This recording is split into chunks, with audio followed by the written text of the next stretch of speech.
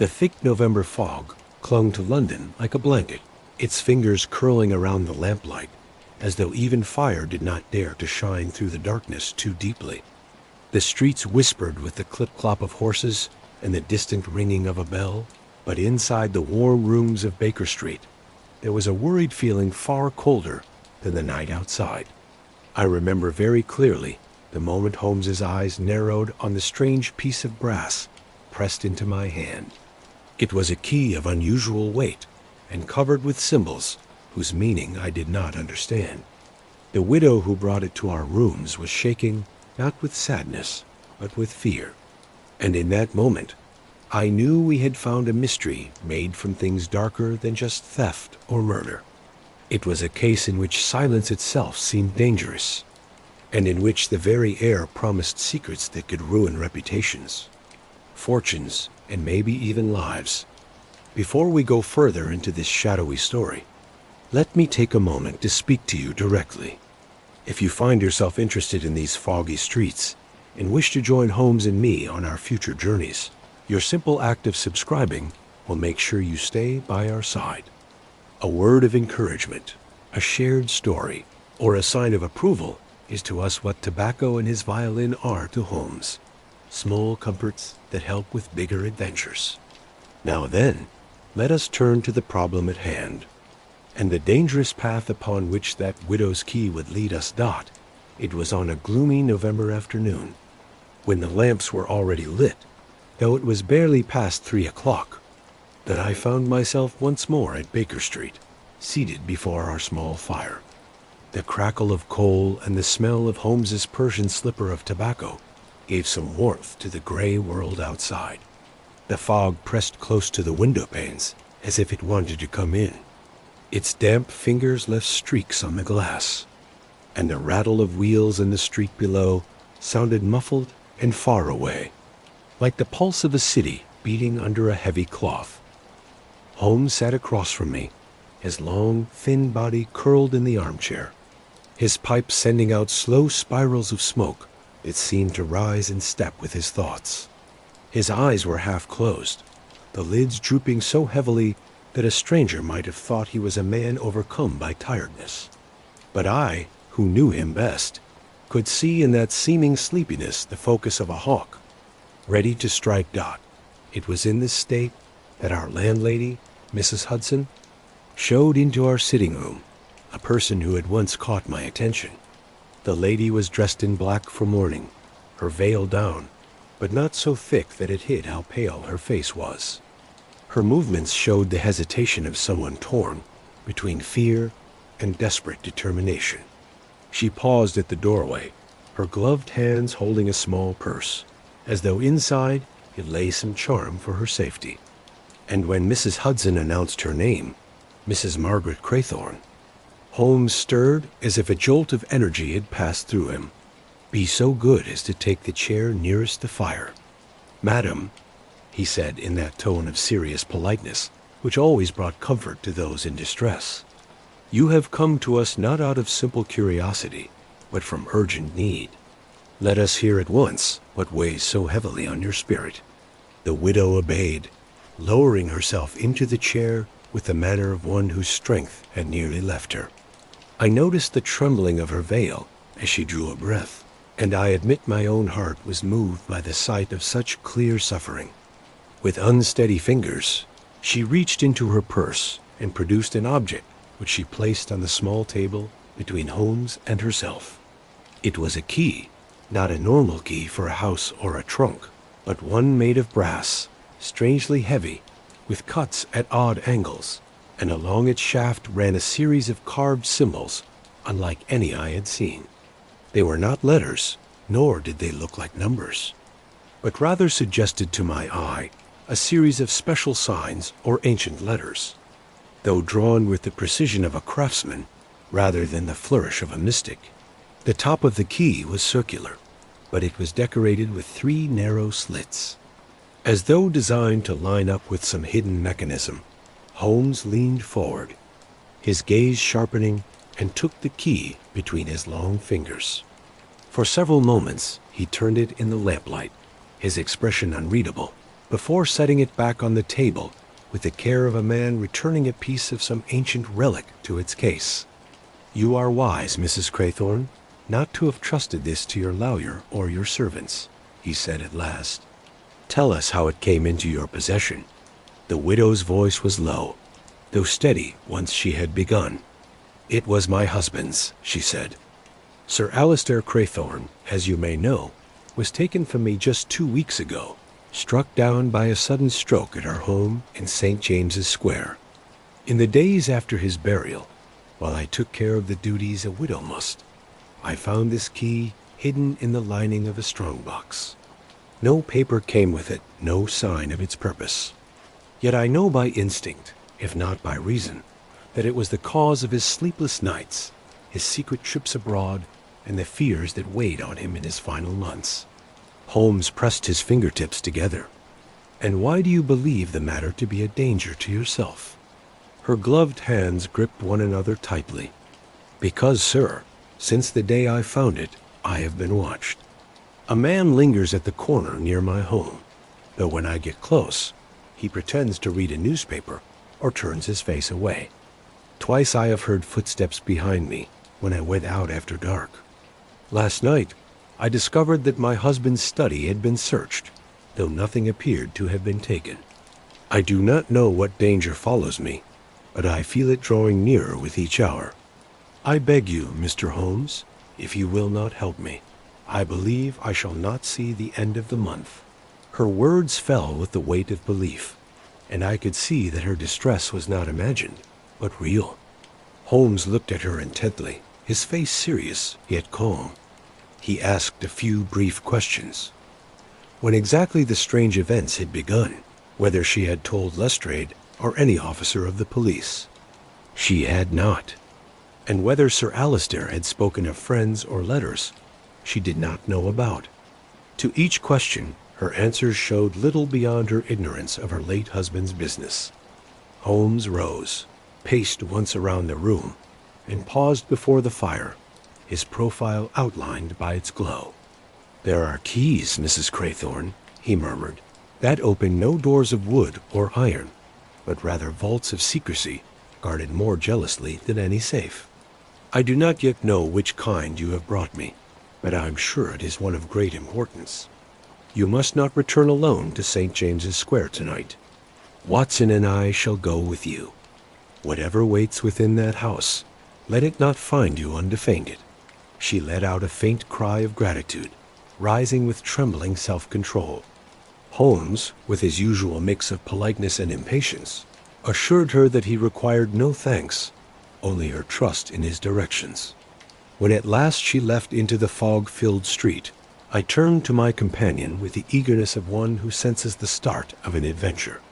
"Holmes," I exclaimed, "you surely see the importance of that key. Those markings, do they not suggest some code, some foreign origin, perhaps?" He smiled faintly, the ghost of amusement flickering at the corner of his mouth. "You are not completely wrong, my dear Watson, but mark this. The true mystery is not the key itself, but the widow who carries it. Her fears are real, yet her knowledge is strangely little. What does that tell us? That Sir Alistair worked to keep her in ignorance, though he could not keep her out of danger.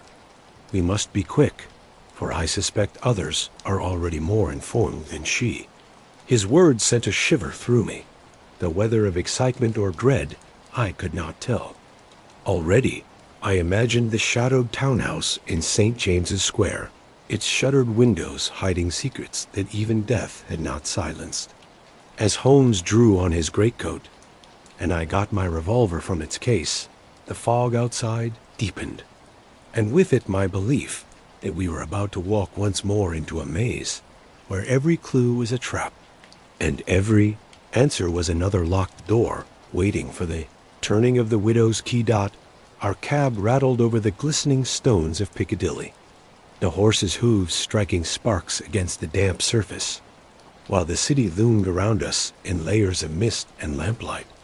I sat opposite Holmes, who had drawn his cloak tightly around his body, his profile made sharp by the glow that slipped in from the passing street lamps. He spoke little during the journey, except for a single observation delivered in his driest tone. "A man need not study the heavens to predict this night, Watson. All signs point to a storm. Whether he spoke of weather or of fate, I could not tell, though I felt the chill of both in my bones. When at last we turned into St. James's Square, the wheels sank into silence on the softer roadway, and before us rose the gloomy front of the Craythorne residence. Its windows were dark, except for a single light burning in the upper story, a lone beacon in a sea of shadow. The house had once been grand in its splendor, with tall Ionic columns on either side of the entrance, and broad steps of marble worn smooth by generations of use. Yet I noticed at once a certain decay. The stone was blackened by soot, the ironwork of the balcony was flecked with rust, and the ivy was climbing too high on the walls. As though nature itself wanted to reclaim what fortune had abandoned, Mrs. Craythorne received us inside, her figure still wrapped in mourning black, her voice quiet yet steadier than I had expected. She led us through the dimly lit hall, where oil portraits of stern ancestors peered down in disapproval, their gold frames dulled by dust. The air smelled faintly of mildew and put-out candles, the scent of a house long neglected. I admit it stirred in me that peculiar sadness which comes with great homes that have fallen into decline, where the echo of laughter and footsteps has been replaced by whispers and sighs. Holmes's gaze roamed swiftly from the stairs to the ceiling, from the worn-out carpet to the locks on the doors. He paused to examine a faint scuff mark on the panel near the study entrance, running his finger lightly over the wood before continuing on without a word. When we entered the late Sir Alistair's study, the widow pointed with a trembling hand toward the desk. Papers lay scattered across it in some disorder, as though searched in a hurry. Yet I could see at a glance that they were mostly estate accounts, letters from tenants, and other ordinary matters. "I discovered them like this when I returned yesterday morning," she explained. "The lock had been forced, though nothing of value seems to have been taken." Holmes bent low, his lantern casting a narrow beam on the lock. "A crude instrument," he muttered, "used by a hand more desperate than skillful. Observe, Watson, the splintered wood, the uneven gouge. Our intruder feared being discovered and acted in a hurry. Yet note here," he indicated a faint smear on the polished brass of the handle, "a residue of candle wax mixed with soot. He carried a candle, most likely stolen from one of the wall sconces, and it dripped as he worked." From the desk, Holmes moved to the strong-box set against the wall, its lid now standing open. He examined the lining with long, searching fingers, then gave a short breath of satisfaction. "Here, precisely where our widow described it, is the hollow space that once hid the key. And see," he drew from the crack a shred of torn fabric, dark and coarse, caught on the splintered edge. "Not the material of a gentleman's clothing, Watson, but of a servant's uniform or a laborer's coat. Our intruder is no polished thief, but a rougher hand sent to do his task by another's will." Mrs. Craythorne listened with wide, fearful eyes, pressing her hands together so tightly that her knuckles shone white. Holmes, noticing her distress, softened his tone. "You have acted wisely, madam, in seeking my advice. Tell me, what knowledge do you have of your husband's friends? Was there among them any person of questionable character, any link to foreign business or private dealings that he hid from you?" She shook her head. "Sir Alistair was a man of many acquaintances, Mr. Holmes, but few close friends. He entertained at his club, dined with political men, and occasionally traveled on business. He did not confide in me. I know only that in the months before his death, he grew restless, even fearful. More than once I discovered him pacing this very room in the small hours, his face pale, his hand on his chest as though some unseen terror pressed upon him." Holmes regarded her steadily, his eyes searching for any hint of dishonesty, but finding none. He turned instead to the tall cabinet standing against the far wall. Its glass doors revealed a collection of books, histories, genealogies, and several books on strange subjects. He drew one out at random, a work on medieval guilds, and flipped through its pages with rapid precision. I watched as his eyes lit up on a margin where some former reader had written faint notes. He closed the book abruptly, returning it to its place, and addressed our hostess once more. Your husband's interests were not limited to the respectable channels of politics and his estate. Mrs. Craythorne, he was involved, I believe, in certain inquiries of a private nature, matters touching upon societies that grow best in shadow. I would ask your permission to examine the rest of his papers at my leisure. She agreed readily, though her anxiety deepened. Holmes spent the next half hour in silent examination, his movements swift, his brow wrinkled in thought. I assisted where I could, noting lists of deaths and letters from unknown writers, though I could make little sense of them. At last, Holmes straightened, his hands clasped behind his back, and looked around the room as though the walls themselves might give their testimony. "Watson," he said quietly, "observe how the light falls on the rug by the fireplace." I looked, but saw only a faint discoloration. He drew back the carpet with a sudden movement, revealing on the floorboards a narrow iron plate, level with the wood, a trap of some kind, cleverly hidden and locked fast with a mechanism that had the same symbols as the widow's key dot. Mrs. Craythorne let out a cry, pressing her hand to her lips.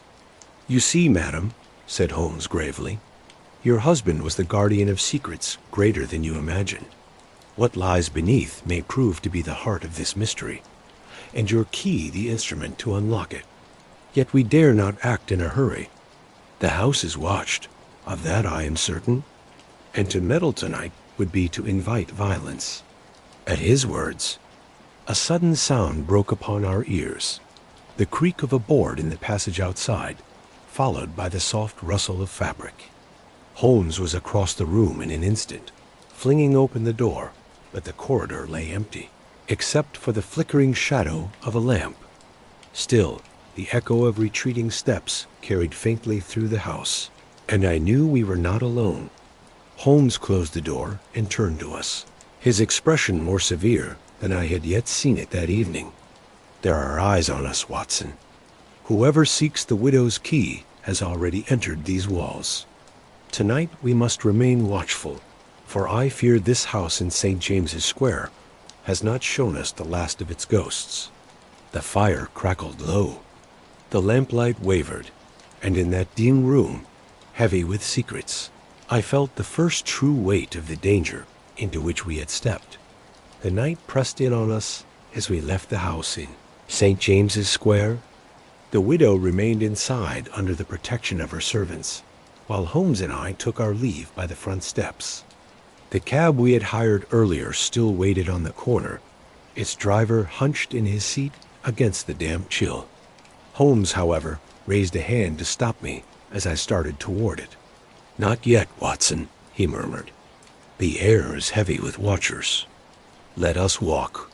We set off along the pavement, our breath clouding before us, the fog rolling thick as wool through the square.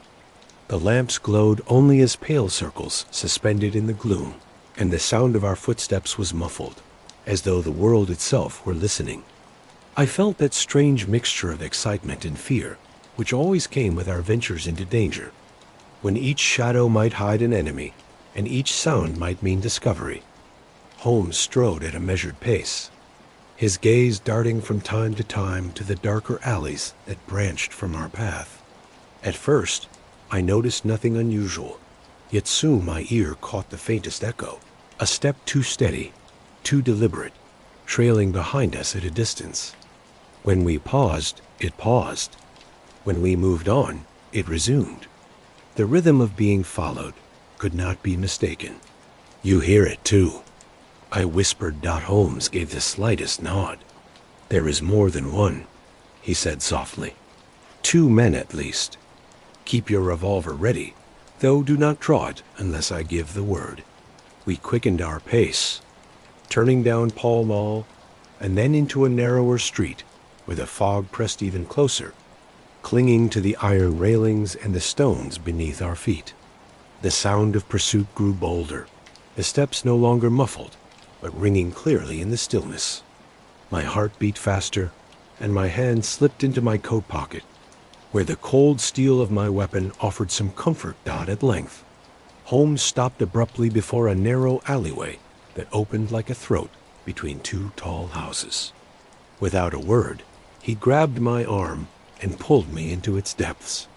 The passage was narrow, the walls damp, the cobblestones uneven beneath our feet. We had barely gone 10 paces when the silhouettes of 2 figures appeared at the entrance, their forms blurred by the shifting fog, yet clearly human. Holmes bent close to me, his breath warm against my ear. When they enter, keep to the right. Strike quickly if you must. Above all, watch. The figures advanced, their footsteps echoing against the close walls. A glimmer of lamplight revealed faces half hidden by scarves, eyes glinting with that watchful hunger which marks a predator. One produced a club, the other a knife that caught the faint glow like a spark. They came forward with the hesitation of men who expect a fight, yet hope for a quick victory. "Gentlemen," Holmes called out suddenly, his voice calm, yet carrying a cutting edge. "It would save you trouble to declare your purpose at once. I warn you, we are prepared." The men exchanged a glance, then rushed forward. What followed was a blur of motion, the kind of sharp fight which even now I recall with a pounding pulse. The man with the knife lunged toward Holmes, who twisted aside with the grace of a fencer, grabbing his wrist and striking upward so that the weapon clattered to the stones. I found myself fighting the second man, his club whistling through the air toward my head. Instinct drove me to duck and deliver a blow with the butt of my revolver, which struck his shoulder and sent him staggering. Holmes, with a sudden wrench, sent his opponent sprawling against the wall. Yet before we could press our advantage, both men turned and fled with astonishing speed, disappearing into the fog from which they had come. Their footfalls echoed briefly, then faded, leaving only the silence of the alley and the heavy beat of our own hearts.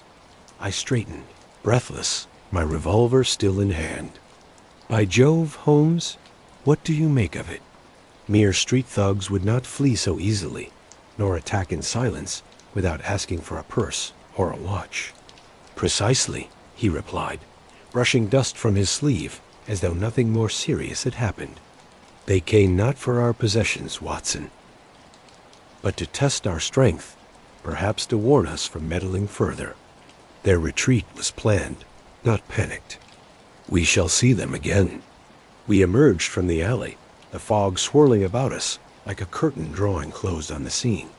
Holmes led the way toward the Strand, his stride brisk, his manner thoughtful. I longed to press him for his conclusions, yet I knew too well that his ideas ripened only when the ground of evidence had been fully prepared. At last he spoke, his tone low, as though confiding to the fog itself. "Consider, Watson, the courage required to attack us in so public a place. These men act with the assurance of protection, either by wealth or by numbers. They are not lone criminals, but the agents of a larger plan. The widow's key, I am convinced, lies at the heart of it." We continued in silence until Baker Street rose before us, its familiar front a welcome sight among the shadows of the city. Mrs. Hudson let us in with her usual concern, remarking on our late return, but Holmes brushed aside her questions and went straight for the fire. There he seated himself once more, pipe in hand, his eyes reflecting the flames with that peculiar gleam which showed both satisfaction and unease.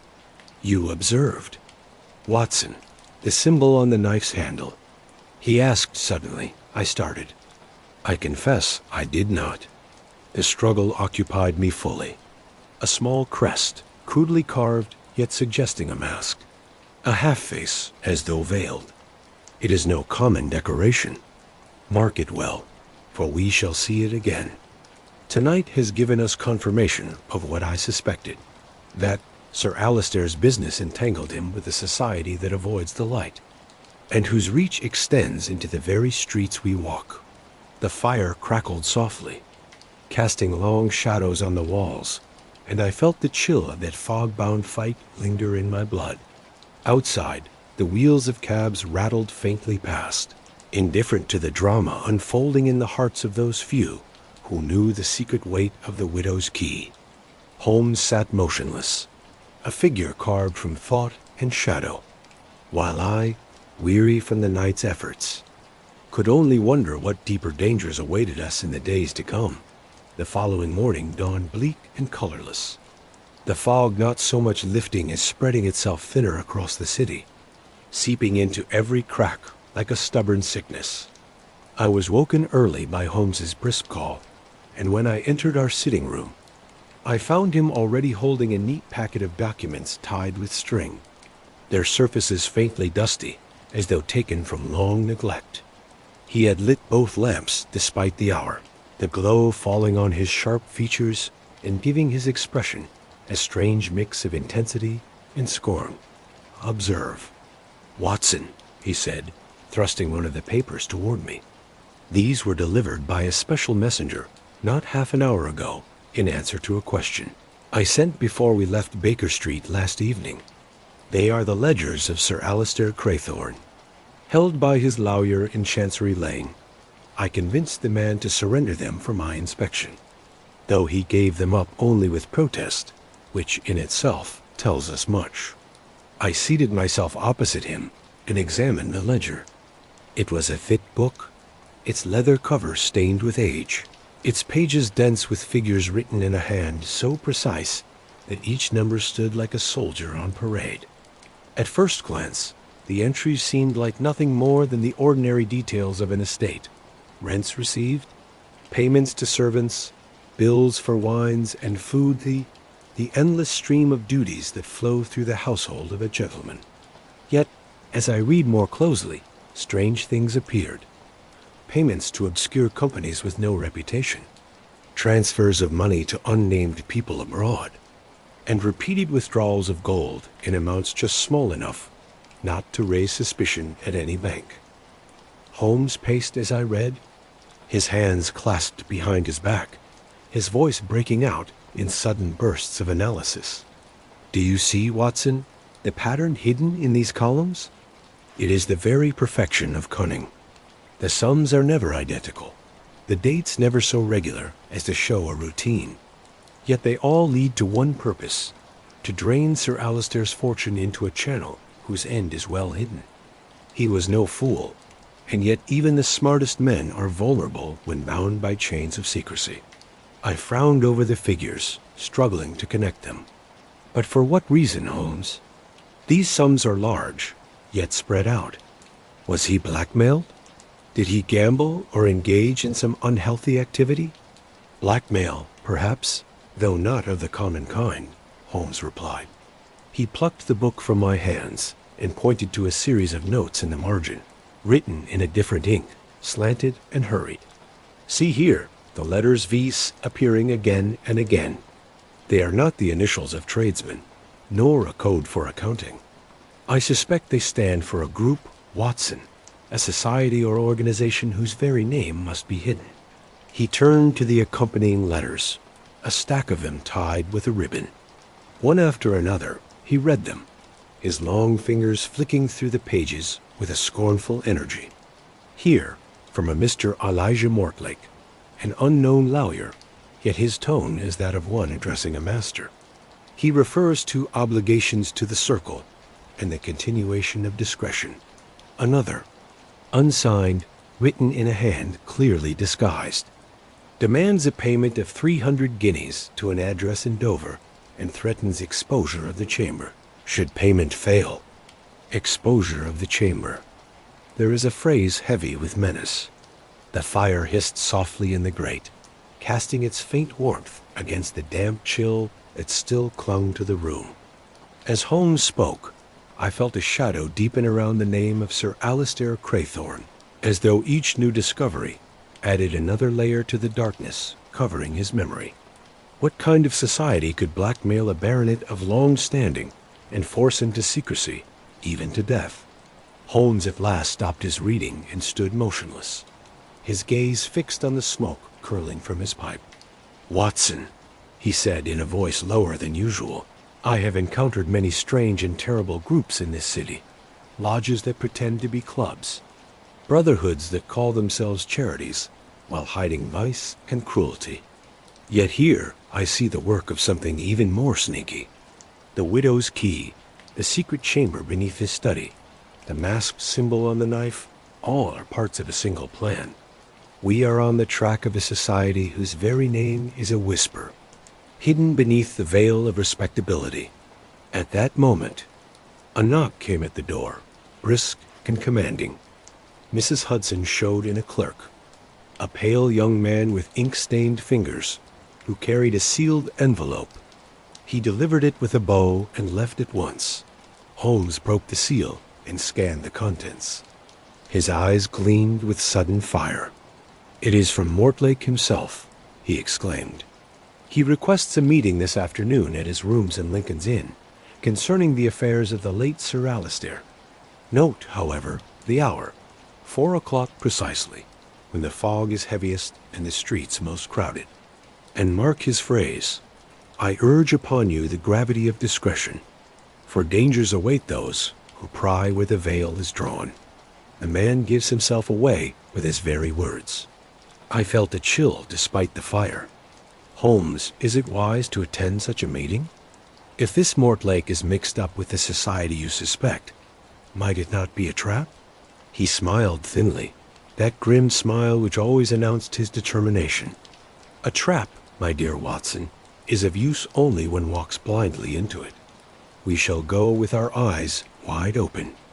If Mortlake is indeed their agent, he will reveal more than he intends.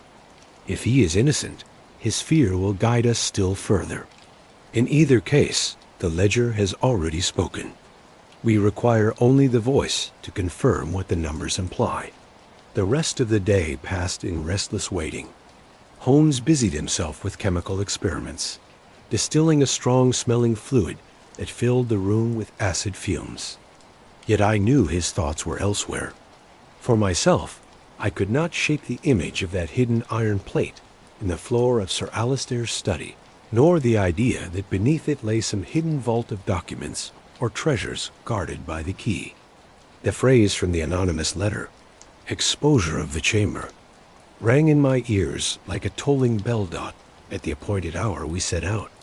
The city already swallowed once more in fog, the gas lamps casting halos on the wet stones. The Inns of Court loomed solemnly in the gloom, their ancient walls echoing with the tread of hurried feet. Inside Mortlake's rooms, I knew, awaited either revelation or danger. Holmes walked beside me, his step firm, his manner almost cheerful, yet I could read in the set of his jaw that he was braced for danger. We entered the square, the shadows lengthening, the air thick with damp and secrecy. Somewhere in the distance, a bell struck 4, its iron voice echoing through the mist. And as we mounted the steps to Mortlake's door, I felt that we were poised on the brink of discovery, that the ledger of Sir Alistair Craythorne was not merely a record of debts and payments, but the very map of a maze leading, use into the heart of London's darkest conspiracies. The fog lay thicker than ever on London that evening, clinging to the lamps and smothering the outlines of buildings until they loomed like ghosts above the streets. Holmes and I had just left the dingy rooms of Elijah Mortlake when a familiar voice called to us through the gloom, accompanied by the sharp clip of boot heels on the pavement. Out of the darkness emerged the well-known figure of Inspector Lestrade, his coat buttoned to his chin, his small body tense with purpose, his sharp eyes darting between Holmes and myself with a mixture of satisfaction and disapproval. "So, Mr. Holmes," he exclaimed, "I find you once again sniffing at the trail where the police have already set their dogs. If I thought you might keep from tripping them, I'd welcome you gladly. As it is, I must ask what trouble you are stirring up in connection with the Craythorne business. Holmes looked at him with his usual calmness, only the faintest upward twitch of his lips showing amusement. "My dear Lestrade, the day I cross your dog's trail, I shall apologize most humbly, but I fear that as yet they have not left the kennel. What knowledge do you have of the Craythorne matter?" The inspector's mouth tightened, yet he lowered his voice, glancing around him, as though worried about being overheard. "I know enough to tell you that you and your friend here would be wise to keep your distance. 2 nights ago, a burglary occurred at the Craythorne residence. The lock was forced, the study searched, and though little of value appeared to have been taken, I have reason to believe the intruders sought something very particular. A scrap of evidence was recovered." He produced a small envelope and handed it to Holmes. "And I should like to know your opinion before I put it in the files." Holmes opened the envelope and drew out a fragment of black cloth, coarse in texture, on which was stitched a symbol, quickly made in white thread, the outline of a half-mask, its eye hollow, its mouth drawn in a cruel curve. He examined it closely under the glow of a nearby lamp, then returned it to its cover with a slow nod. "Interesting," he murmured. "The same device I noted on the knife used by our attacker in the alley. So it appears, Lestrade, that your burglars and my shadows wear a common uniform." Lestrade's eyes narrowed. "Then you have already encountered them?" "Briefly," Holmes replied. "Enough to confirm that they do not act as common thieves." "What have you learned of their origin?" The inspector shook his head. "Little enough. The mark appears in connection with certain disturbances along the river. Theft of cargo, intimidation of dock workers, whispers of a society that holds its meetings in cellars and backrooms. No man has spoken openly, for those who do seem to vanish into the fog. I've warned my superiors, but they regard it as mere street gossip. Yet I tell you, Holmes, there is danger here, a danger greater than I care to name aloud." Holmes's eyes gleamed, though his tone remained serious. "You speak more wisely than your superiors, Lestrade. The threads are coming together. The widow's key, the hidden chamber, the masked device, all point to an organization that thrives on secrecy and fear. Your warning does you credit, but you know as well as I that I cannot retreat when I have once started on a trail." Lestrade sighed, thrusting his hands deep into his pockets. "So be it, but mark my words, this is no matter of idle thinking or clever puzzles. There are men here who will kill without hesitation, and who have the means to bury their crimes in silence. I would not see Dr. Watson, or yourself, dragged into the river some dark night. Take care." With that, he touched his hat and melted back into the fog, leaving us with his warning hanging in the damp air like a tolling bell. Holmes stood for a moment, gazing after him, then turned to me with that strange expression of mixed excitement and seriousness which I had come to recognize as the sign of danger. Lestrade is not often eloquent, Watson, but tonight he has spoken with more than his usual sense.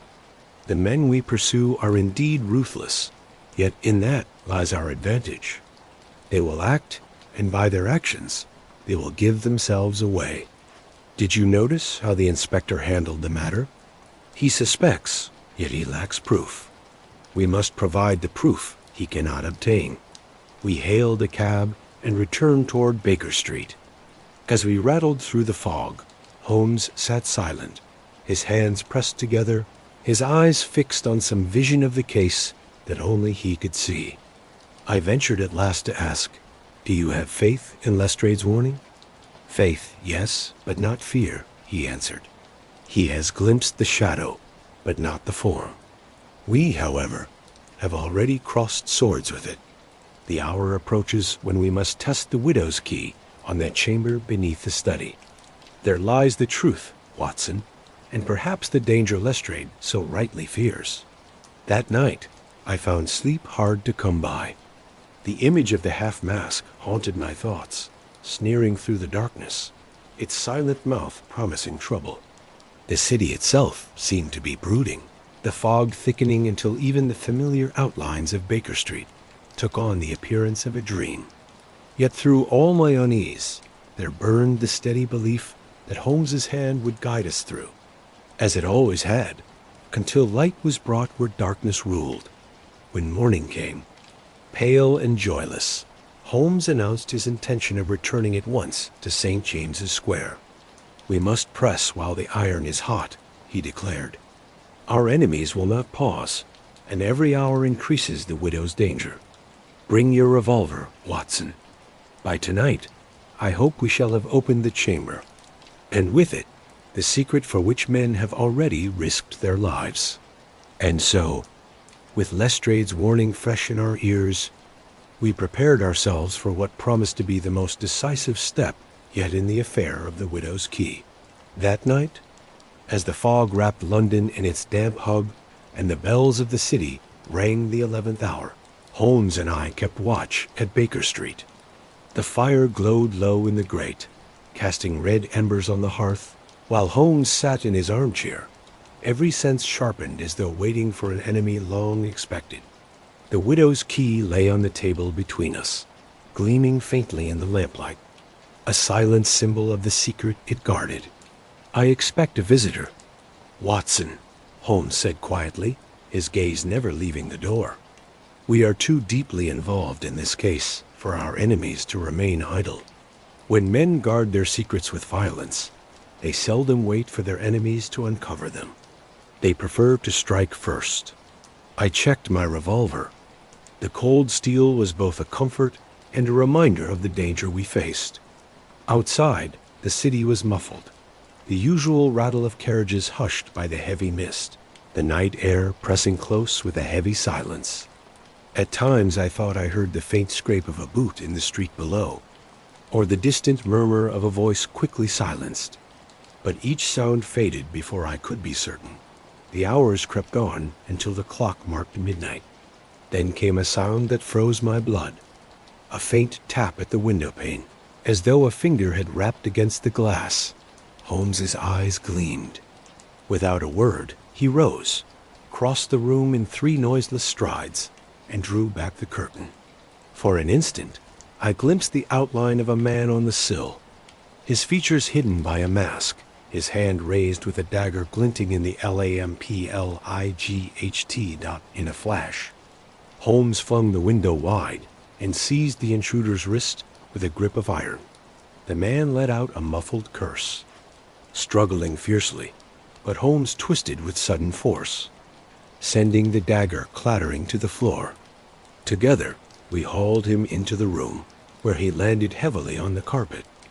He was a rough man, broad-shouldered and dressed in coarse clothes, with a scarf wound around the lower half of his face.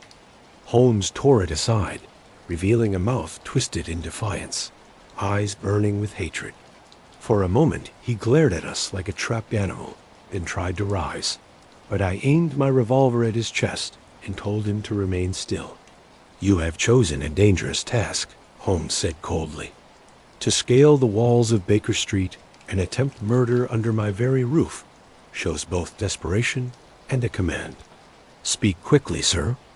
Who sent you?" The man spat on the carpet and muttered an oath. "You'll get no names from me. Better the noose than their anger." Holmes studied him keenly, then stooped to pick up the dagger. He held it up to the light, showing on the hilt the same crude symbol we had seen before. The half-mask, its hollow eye staring with sinister mockery. "As I thought," Holmes murmured. "The Society of the Veil marks its tools well, though they would do better to choose men of firmer courage. Watson, get the police whistle from the mantelpiece. This fellow will spend the night in a safer lodging than my sitting room." At that, the intruder sprang up with sudden fierceness, hurling himself toward the window. I fired, but the shot went wide, splintering the window frame as he crashed through the glass into the night beyond.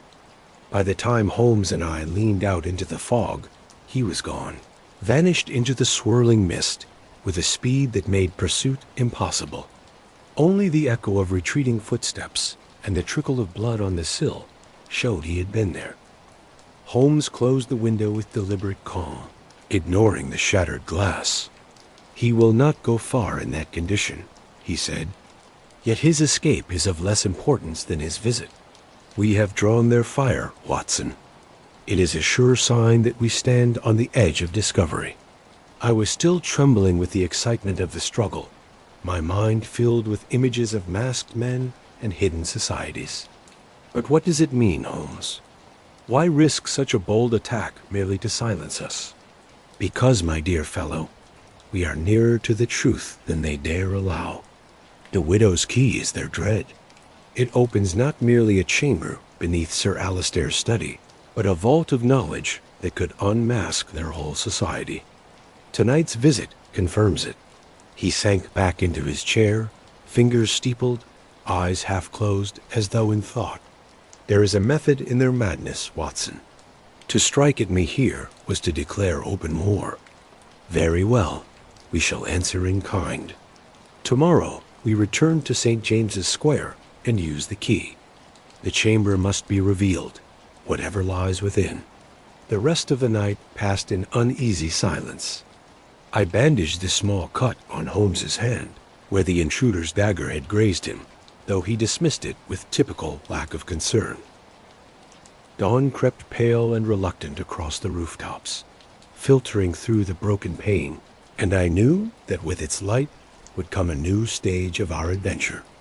As I looked at Holmes, still seated upright in his chair, his face serious yet determined, I felt the weight of what awaited us. The widow's key gleamed on the table, untouched yet powerful, a silent promise of revelations that might shake the foundations of more than one household in London. And in my heart, I wondered, would we emerge from that hidden chamber with victory, or with shadows that no daylight could dispel? The following day broke cold and damp, the sun little more than a pale smudge behind a sky that seemed made of wet wool.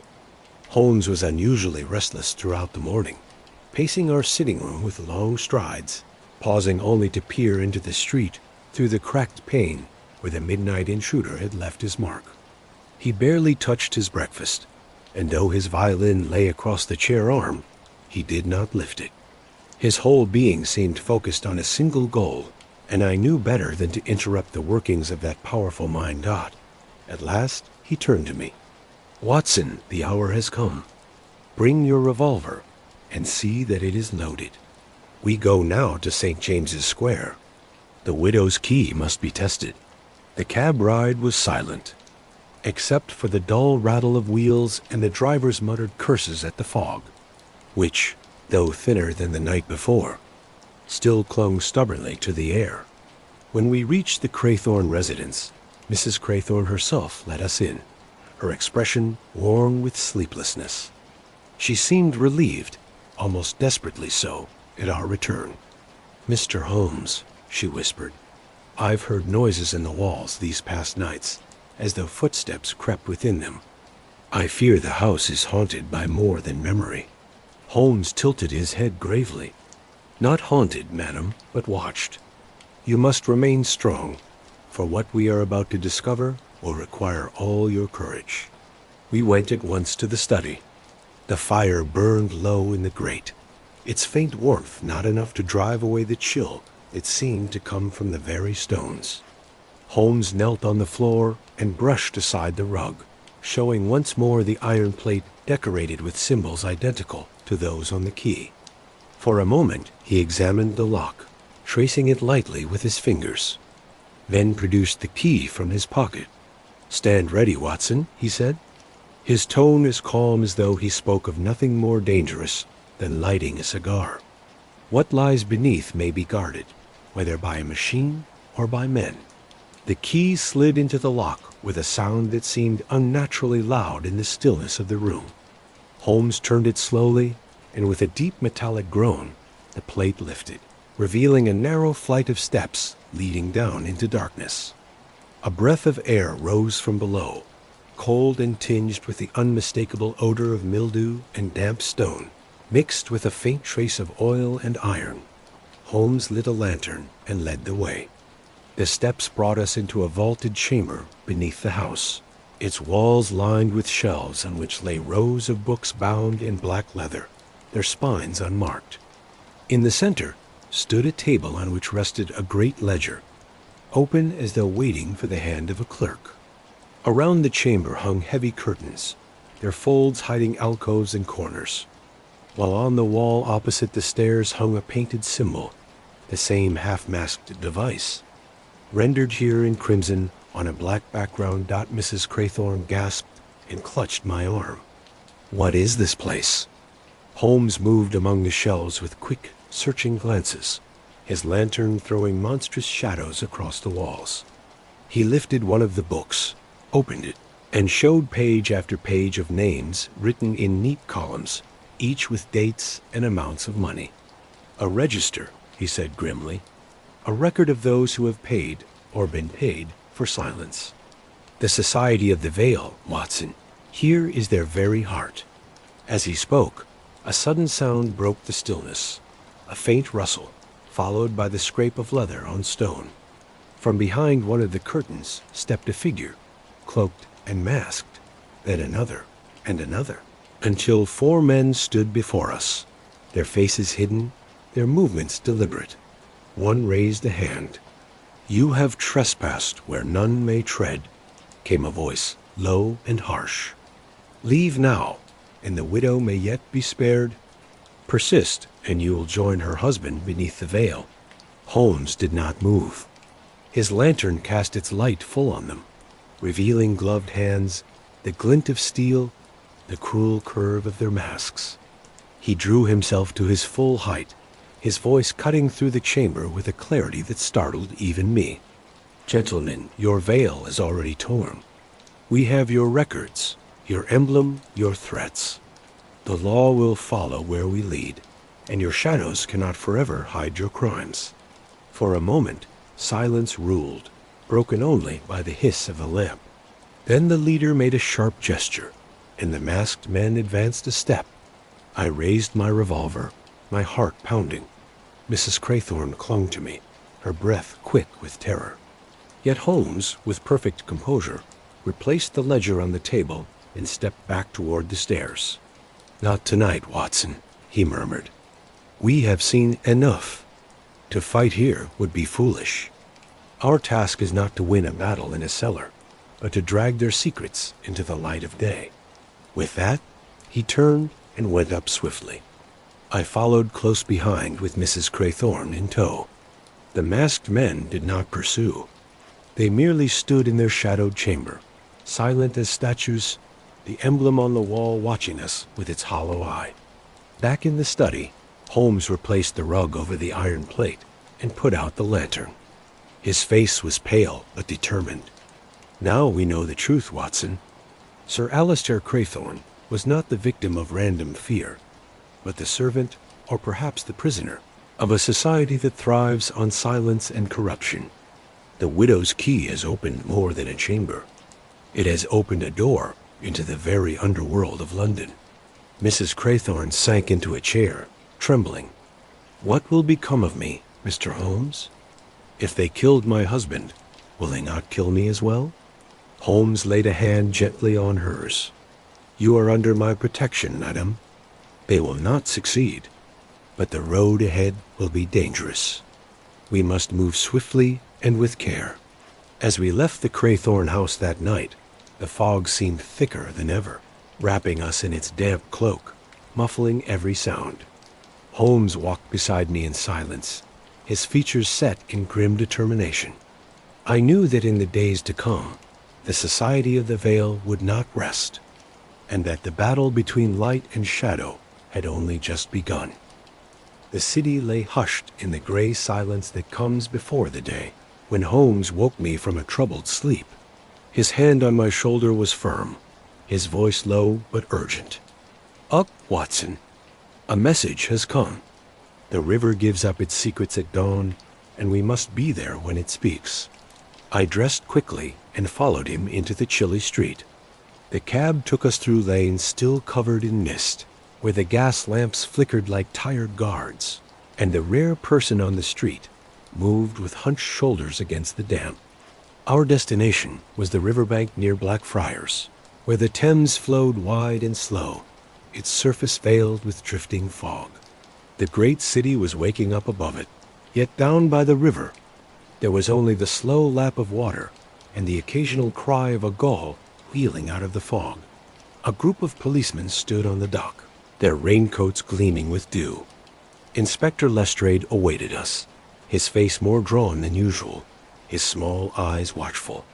Beside him lay a stretcher covered with a tarp, from under which a hand stuck out, pale, swollen, and marked by dark bruises. Holmes bent without hesitation and lifted the covering. The corpse was that of a middle-aged man, his features bloated from being in the water, yet still showing the clear signs of violence. A deep wound marked his temple, and his lips were fixed in that dreadful stiffness that tells of strangulation. Holmes examined the body with practiced speed, his long fingers moving over the dead man's clothes, noting every tear, every stain. At last he produced from an inner pocket a wet scrap of paper, its ink blurred but still readable. "It is the same symbol," he said gravely, handing it to Lestrade. "The half-mask, drawn here in a hasty scroll. They mark their dead as well as their living. Do you recognize him?" asked Lestrade. Holmes nodded slowly. "I saw him last night among the masked men in the chamber beneath St. James's Square. He was their guard, placed to watch our every move." His silence now was very telling. The inspector's brow furrowed. "You mean they killed one of their own?" "Without hesitation," Holmes replied. "Such societies feed on fear. To fail, to hesitate, is to invite death. He may have failed in his duty, or worse, he may have tried to speak. In either case, the Thames has become his tomb." I gazed at that lifeless body with a shudder, struck again by the ruthless power of the organization we were up against. The river itself seemed to be in on it, its slow tide carrying the city's sins out to sea, its surface unbroken, except for the silent drift of a boat or the sudden ripple of a rising fish at dawn, broke unwillingly. A pale light spreading across the water, showing the full sadness of the scene. Holmes straightened, his expression carved in stone. "This death, Lestrade, will not be recorded as a common drowning. You must press your superiors. Demand that the body be examined by a trustworthy surgeon. Mark my words, the Society of the Veil has crept into more than just drawing rooms. It has spread its fingers into the very offices of the law. If this matter is not pursued with force, we may find ourselves alone against them." Lestrade's jaw tightened. "I will do what I can, Holmes. But you know well the resistance I face. Men of influence do not take kindly to whispers of secret societies. They laugh at such tales until the knife is at their own throat. Then we must provide them with proof so clear they cannot deny it," Holmes returned. He turned to me, his eyes burning with that fierce light which always lit up when the chase was at its peak. "Watson, the widow's danger grows sharper with every hour. We must act not only to protect her, but to tear aside this veil that suffocates London. Tonight we return to the chamber. We must get the ledger and bring it into the light before they hide or destroy it." As we left the riverbank, the first boats of the morning pushed out into the river, their oars dipping rhythmically, their crews silent as though unwilling to disturb the brooding waters. The body was carried away toward the morgue, a pitiful burden on strong shoulders. I could not get rid of the thought that the river had become an accomplice to the city's darkest deeds, swallowing victims without a sound, spitting them out only when commanded by fate. Holmes remained silent during our return journey, his gaze fixed on the window where the fog streamed past like drifting smoke. I knew his mind was working on a chain of reasoning, each link forged by evidence too subtle for me to grasp completely. Yet I felt in my own heart the unstoppable tightening of the noose. Death had entered the stage, and with it the certainty that more lives would be claimed before the affair of the Widow's Key reached its end. Back at Baker Street, As the fire struggled against the damp, Holmes at last broke his silence. "Watson, when the veil is torn, what do we see? Not light, but the faces of men who feared to be seen. Sir Alistair paid with his fortune, perhaps with his life. His widow stands at the brink. And now the river has whispered to us that the society will kill its own without regret. We are close, my dear fellow, very close. But when the blow falls, it will fall heavily." I could only nod, for in that moment the image of the drowned man returned to me, his pale hand reaching out from under the tarp as though pleading for justice. And I swore to myself that, come what may, I would stand by Holmes until the shadows of the veil were driven into the light. It was late on the following evening when Holmes decided the moment was right. All day he had prepared with that quiet focus that showed a mind wound like a spring, sending out quiet notes by messenger, studying maps of the neighborhood around St.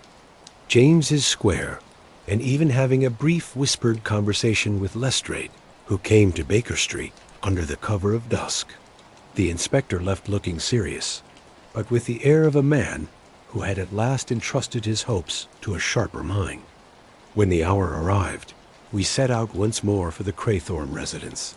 Mrs. Craythorne waited for us in her drawing room, her face pale, her eyes hollow with dread. Holmes reassured her in a tone that combined firmness with gentleness. "Tonight, madam, we strike at the heart of the danger. You must remain upstairs and trust us. Whatever you may hear, you are to move neither hand nor foot." She agreed, though reluctantly, and allowed us to go down into the study. The rug was again drawn back, the iron plate lifted with the widow's key, and down we went into the chamber beneath. Yet the scene that greeted us was changed. The shelves of black-bound books remained, but the great ledger on the table was gone. The curtains stirred faintly, though no breath of air reached them. Holmes's eyes narrowed. "They have moved the evidence," he said softly, "but not all of it. There is still something here." Even as he spoke, a movement was revealed behind one of the curtains. With a sudden stride, Holmes drew it back, revealing a man crouched in the corner. His face was bare, his eyes wild with terror, his hands trembling as though he were paralyzed. He started to cry out, but Holmes silenced him with a gesture. "Mr. Mortlake," Holmes said quietly, "we meet again." It was indeed the lawyer, his neat clothes now messy, his collar damp with sweat. He collapsed into a chair, as though all strength had left him. "You do not understand," he gasped. "They will kill me if they know I've spoken to you." "They will kill you whether you speak or not," Holmes replied calmly. "Already one of their number has been found floating in the Thames. Better to speak and find safety than to keep silent and meet his fate." Mortlake buried his face in his hands, shuddering. "I was their tool," he whispered at last. "I kept their accounts, drew up their documents, carried their messages. Sir Alistair was one of them, bound by an oath and by debt, but he wavered. He tried to leave. They demanded payment, secrecy, obedience. He gave all, yet it was never enough. He feared the exposure of the chamber, and so he hid the key even from them. That was his death warrant. Who struck the blow? Holmes demanded. Mortlake shook his head miserably. "I do not know. They always move in masks, even among themselves. The veil is not only their symbol, but their law. To lift it is death. I never saw their faces, except when they came to me one by one, each with orders I dared not disobey. They used me, and now they are casting me aside." Holmes's eyes flashed. "And the ledger? Where is it?" Mortlake lifted a trembling hand toward a hollow in the wall. Holmes moved swiftly, drew aside another curtain, and revealed a hidden compartment. Inside lay not only the great ledger, but also bundles of papers, letters, and receipts, an archive of corruption. Holmes's lips curved in grim satisfaction. "With this, Watson," he said, "we hold the dagger at their throat." But even as he spoke, a sound reached our ears. The stealthy tread of feet on the stairs above, the creak of a door. Mortlake leaped up in terror. They are here. They followed me. We are lost. Holmes seized my arm. Quick, Watson, the lamp. I raised the lantern high, just as the door to the chamber burst open and two masked figures descended. They stopped at the sight of us, their eyes glinting through the slits of their disguises, knives gleaming in their hands. Holmes moved like lightning, overturning the table to form a barrier and thrusting Mortlake behind it. "Stand fast, Watson," he cried. The clash was sharp but brief. One man lunged at me, and I fired, the shot echoing like thunder through the stone vault. He fell with a cry, clutching his shoulder. The other, seeing his comrade struck, hesitated. Holmes seized the moment, springing forward with the strength of a panther and wrenching the knife from his hand. The mask was torn away in the struggle, revealing a face, lean, cruel, and completely unknown to me at that instant. The sound of heavy boots rang down the stairs, and Inspector Lestrade entered with two constables at his heels. The masked men, disarmed and cornered, were quickly captured. Holmes straightened, breathing hard but triumphant. "You see, Lestrade," he said coolly, "our society is not a ghost after all. Here is its proof, both living and written. Guard these men well, for their friends will not rest until they are silenced." Mortlake, pale and shaking, clutched at Holmes's sleeve. "I've spoken. I am ruined. They will kill me yet." Holmes regarded him with a look in which sternness was softened by pity. "Perhaps, but the truth is the only refuge left to you. Stand firm, and the law may yet protect you. Return to silence, and you are already a dead man." As the prisoners were led away and the incriminating papers were secured, I felt a great weight lift from my heart, yet also a darker certainty settle in its place. For I knew that though we had torn aside the curtain and forced a confession from reluctant lips, the Society of the Veil was not yet defeated. Its roots ran deep into the soil of London, and the shadows it cast were long indeed. Holmes put out the lamp and went up the stairs. At the doorway he paused, his profile outlined against the faint glow of the fire. "Watson," he said, "tonight we have struck a blow, but the battle is not over. There are faces yet unseen, names yet hidden. The widow's key has opened one door, but beyond it lies a corridor of darkness. Whether we shall walk its length, I cannot say." And with that, we stepped once more into the fog-bound night, carrying with us the heavy burden of a confession taken from behind the curtain. Dawn was breaking over London when Holmes and I at last returned to Baker Street. The fog hung low over the rooftops, tinged now with the first color of morning, and the city stirred as though shaking itself free of a restless dream. Inside, Mrs. Hudson had set the fire and pressed hot tea on us, but Holmes barely touched his cup.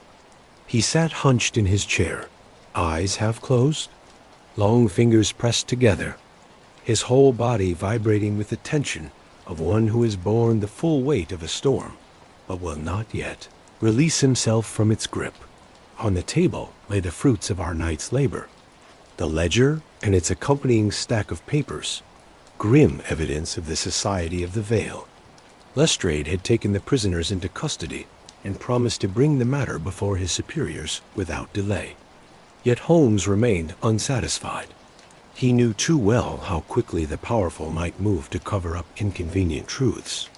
"Watson," he said at last, his voice low and deliberate, "we stand at a delicate point. These documents, if hidden, condemn the widow to silence and London to darkness. Yet, if made public without preparation, they may endanger those who have dared to speak. The law is a clumsy tool, my dear fellow, but used wisely. It may yet strike true." I asked what he proposed. "First," he replied, "to protect Mrs. Craythorne. She is both a victim and a witness, and until the society is shattered, She is their most immediate target. Lestrade will set a guard on her house, though whether it will be enough, I cannot say.